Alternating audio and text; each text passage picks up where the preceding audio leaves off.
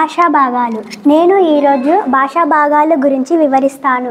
1 నామవాచకం, 2 సర్వనామం, 3 విశేషణం, 4 క్రియ, 5 అవ్యయం.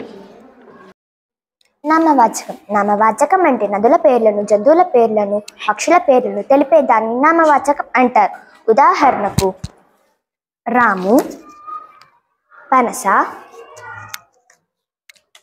జింక, గద్ద మరియు కర్నూలు. సర్వనామం. సర్వనామం అంటే నామవాచకానికి బదులుగా పలకబడే పదాలను సర్వనామం అని అంటారు. ఉదాహరణకు ఆమె,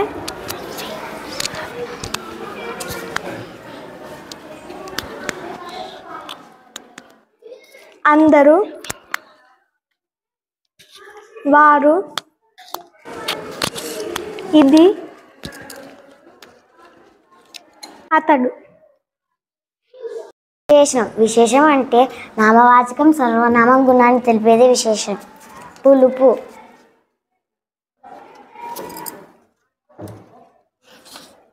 అందం,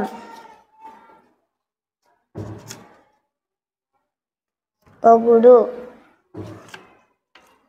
పెద్ద, నలుపు.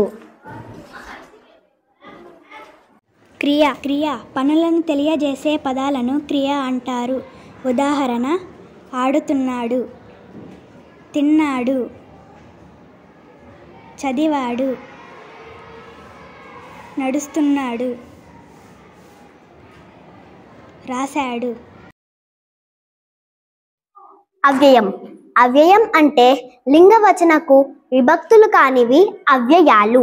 ఉదాహరణకు కాని, అయ్యో,